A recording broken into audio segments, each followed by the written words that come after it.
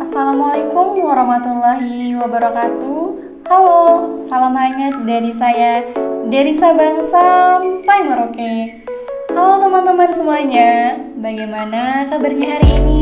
Pasti harus sehat dong, karena di kondisi pandemi seperti ini, kita dituntut selalu menjaga kesehatan, bukan hanya selalu menjaga perasaan ayang ya.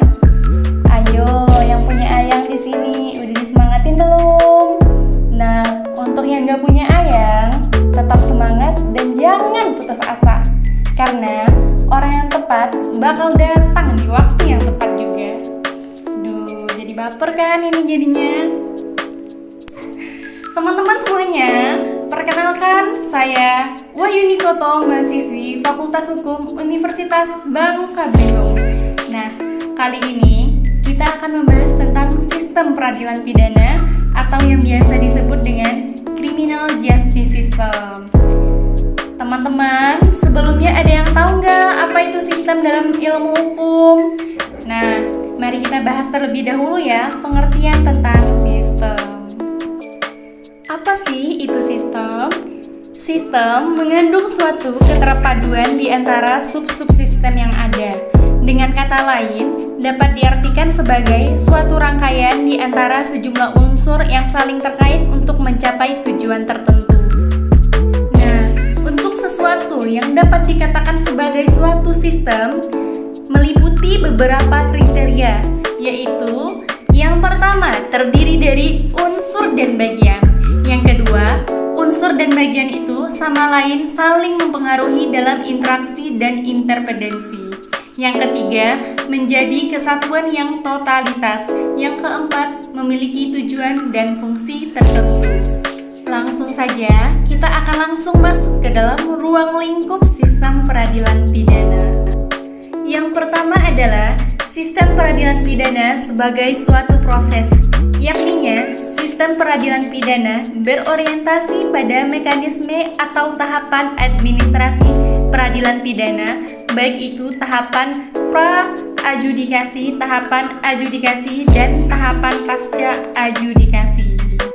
Nah, untuk yang kedua, sistem peradilan pidana dilihat sebagai suatu sistem, yakninya sistem peradilan pidana ini berorientasi pada tujuan dan hasil peradilan pidana. Selanjutnya, yang ketiga, sistem peradilan pidana sebagai suatu model. Nah, di sini sebagai suatu model yakni sistem peradilan pidana dilihat secara komparatif dari beberapa model dan karakteristik sistem peradilan pidana.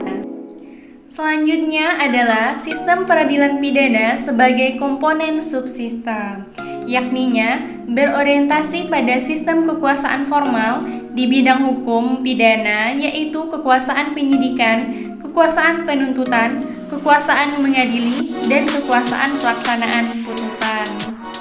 Nah, untuk yang terakhir adalah sistem peradilan pidana sebagai sistem sosial masyarakat, yakninya berorientasi pada kepekaan masalah, kemampuan untuk tanggap terhadap perubahan sosial. Selanjutnya, langsung saja kita masuk pada fungsi dan tujuan dari sistem peradilan pidana. Perlu teman-teman ketahui, sistem peradilan pidana memiliki beberapa fungsi penting. Antara lainnya adalah yang pertama, mencegah perbuatan kejahatan. Yang kedua, melakukan penindakan terhadap pelaku delik dengan memberikan pemahaman bahwa pencegahan tidak efektif. Yang ketiga, mengkaji kembali dengan melakukan tinjauan ulang atas aspek legalitas pencegahan dan penindakan. Yang keempat, putusan pengadilan dalam menentukan salah satu tindakannya atas pelaku yang ditahan. Yang kelima, disposisi yang relevan atas pelaku yang dikatakan bersalah. Yang keenam, lembaga koreksi sebagai perangkat negara yang mendapatkan legitimasi dari masyarakat terhadap perilaku pelanggaran yang melanggar hukum pidana. Nah, selanjutnya ada 3 bentuk pendekatan sistem dalam peradilan pidana. Yang pertama adalah pendekatan normatif. Nah, pendekatan normatif ini ditandai dengan prinsip-prinsip kerja pada ruang lingkup hukum pidana substantif. Nah, untuk yang kedua, pendekatan administratif. Pendekatan administratif ini menumbuhkan perilaku dan budaya kerja berbasis mekanisme kerja yang rasional dengan prinsip efektivitas dan efisiensi. Nah, yang terakhir adalah pendekatan sosial. Pendekatan sosial ini adalah membangun mekanisme kerja yang terbuka dengan institusi sosial masyarakat.